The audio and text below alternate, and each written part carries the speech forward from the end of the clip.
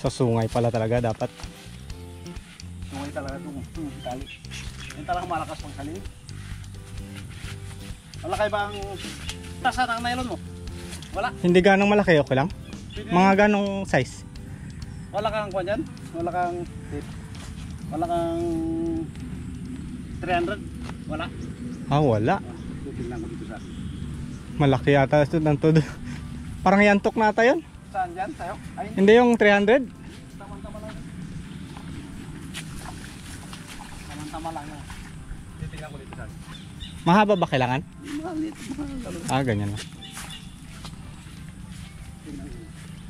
Bruno. Bruno. Stay ka lang dyan. Laki mo na. Ayan, magandang araw mga kabukids. Sa araw na to guys ay araw ng pagbubutas. So nakaschedule ngayon na butasan ng ilong ni Bruno, yung ating kalabaw.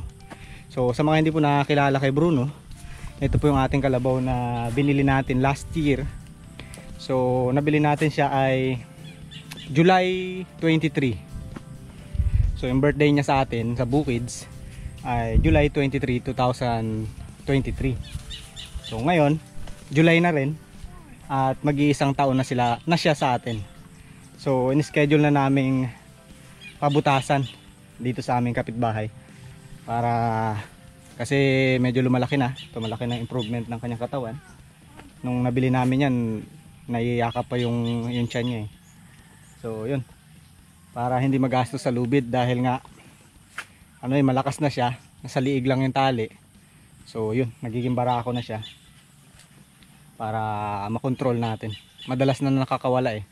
Tapos baka makawala kapag meron tayong palay o mga garden. Yan ang iniwasan natin.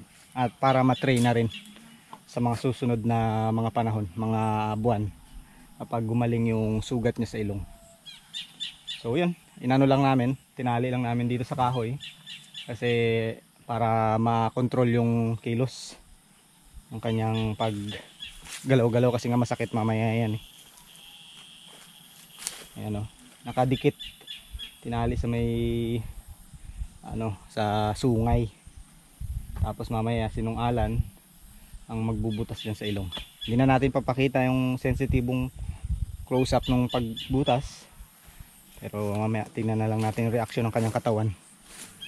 Siyempre dahil masakit yan, papalagyan. Ayan nga o, pumapalag na siya. Ang laki na mga kabukids. Sa mga hindi po nakapanood nung time na binili namin to, ito po yung kanyang clip ng video.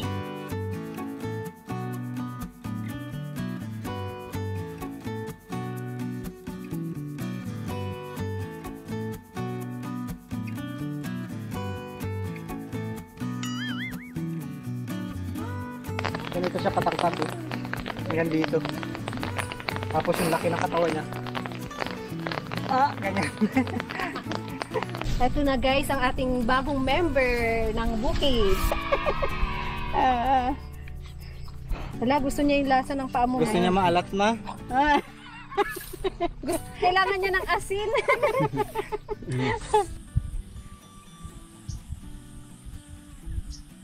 Hi.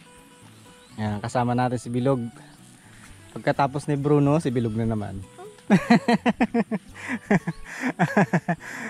Bubutasan ng ilong si Bruno. Kaya mo ba tignan? Alam mo kung bakit bubutasan? Para? Ano? Hindi mo alam. Para dito na sa ilong niya ilalagay yung tali. Para hindi siya masyadong malakas. Hindi niya maputol basta-basta yung lubid. Ayan, kasama rin natin guys si Jinky at si Bilog. Manonood daw sila ng ng pagbubutas. Oo, di siguro. Okay lang yan. Ganyan talagang kalabaw.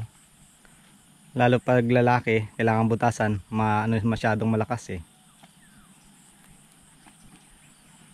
So ang nakapila, Bruno, Bilog, Ate Jinky. Tapos ako last. Okay ba yun? Lahat tayo? Tapos lagyan natin ng hikaw na malaki dito. Oh. Aroy! Para pa nagapakulit si Bilog, talian na lang din. Meron kang kala. Ayan, malaki pala. Ayan na, Bilog. Natakot ka? Ganyan talagang kalabaw. Makulit na si Bruno, lagi nakakawala eh. Oo, talaga ito lakas ito. Ang talig.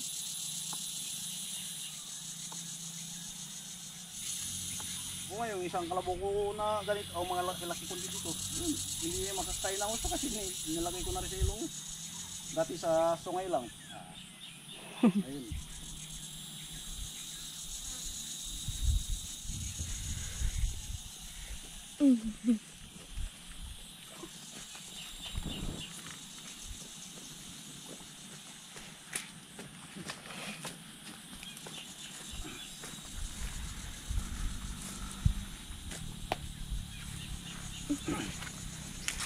Ba't ganyan ang reaction mo? Ako nga hindi nakatingin eh.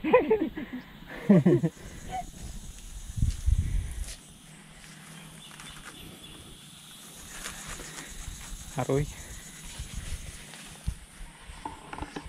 Ikaw, Bilog, nakatingin?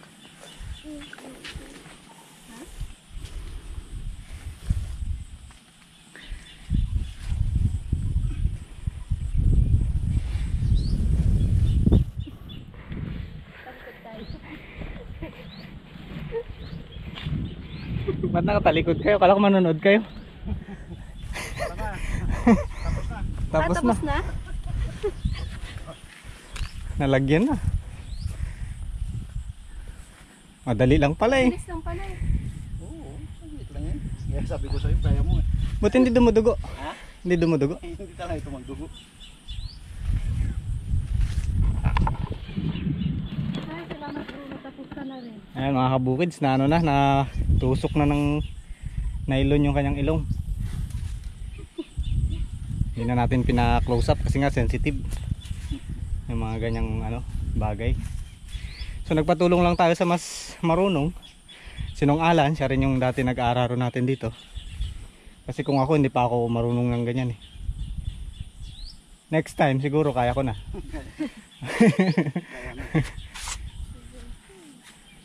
Ano? Sabi mo manood ka. Ayan ako, nylon na malaki yung ginamit. Para swabe. Ito, kahit kan hindi ito maputol man, mapapalitan ko na siya. Maamo na.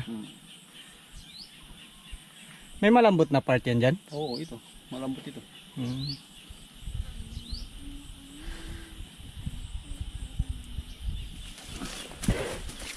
Oh, baka manipa.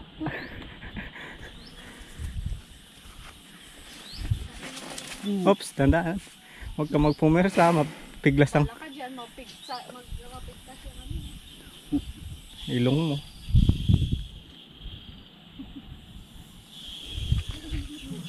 Ay so, ano daw yan? Hindi nyo rin napanood. Paano ginagawa? Paano pag ikaw na magabutas ng kalabaw nyo? Ano, Bilog? Ha? Kaya mo na? Okay, tapos na si Bruno. Next. Next, Bilog. Pwede na. Bilog na to. Para may hikaw ka sa astig kaya yun. Oh. Ayok. Gangster. Gangster.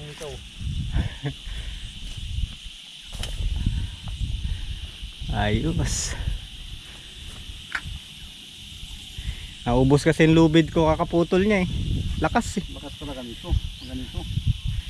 Tapos sa una yan, yung tali niya sa ilong at sa sa ulo. Dito sa, natin dito sa sungay. Tapos ito, pasok natin dito. Hindi agad mo persay no. Oo. Ayos. Aron, luha siya, kawawa din. Sakit din talaga. Oo, kanyan pero tama ng tugan. Sakit nga. Grabe.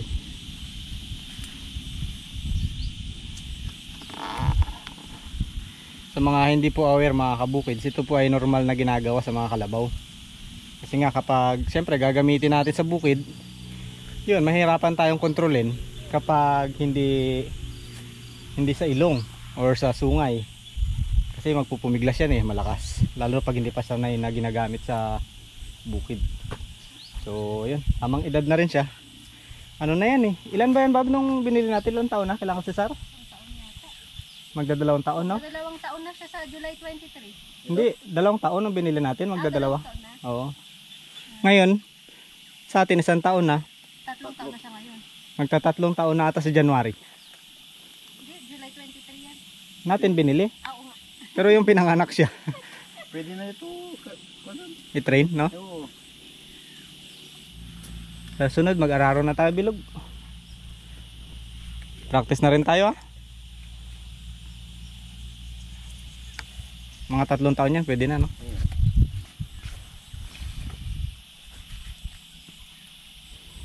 Kaming langaw, may sugat yata.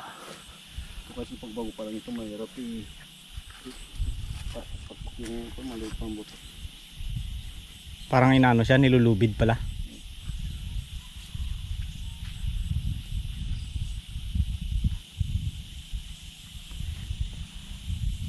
Dahil masakit, tumutuloy yung luha niya. Andun. Masasaktan din talaga.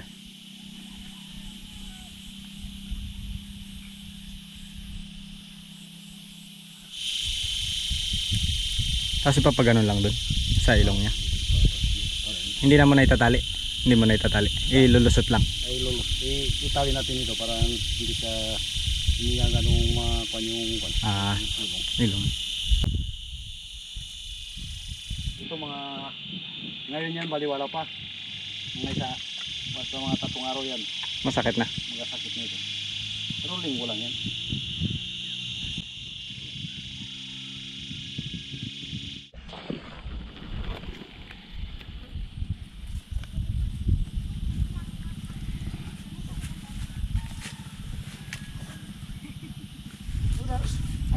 Atras.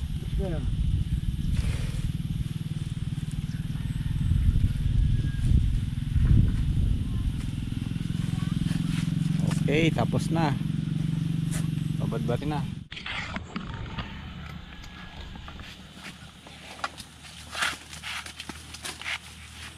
Maliwala.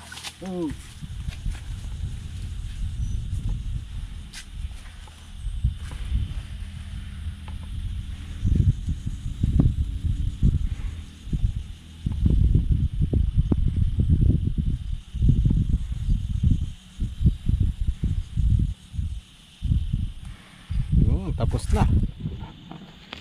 Yung tali niya guys sa sa ulo at saka diretso dun sa may ilong. Para hindi agad puwersado yung ilong. Okay, ilabas natin na lang. Makakain nilang gusto.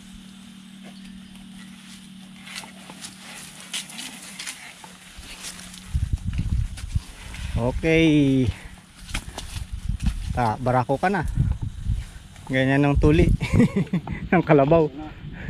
Tinuktong natin alam ito sa mga babari. Pwede na pahabaan siguro yan kasi dati niiksyan ko lang para makatakbo.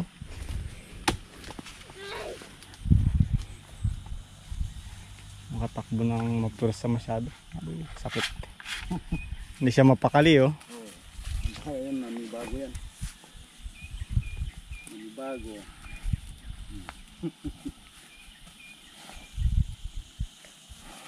Kain, sige.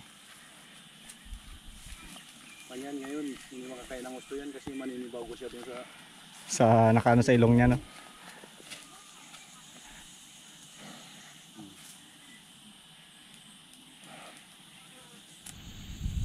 Ayan, kumakain siya.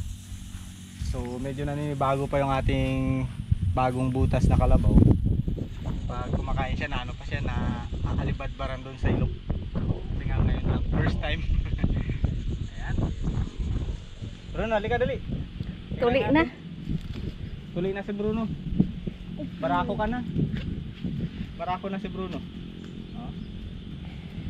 Picture tayo, picture. Picture. Okay? Good boy. Good boy. Baliwala pala Ay, wala. Kumakain pa din. Hindi dumugo. Galing. Ayos. So malapit na natin matrain guys yung ating barako. Sa susunod mapapakinabangan na natin sa mga buhat-buhat at saka sa mga araro. Ayan, ang pambutasan natin. Thank you guys for watching Bukids. Sugan na natin. Takaw pa rin, no?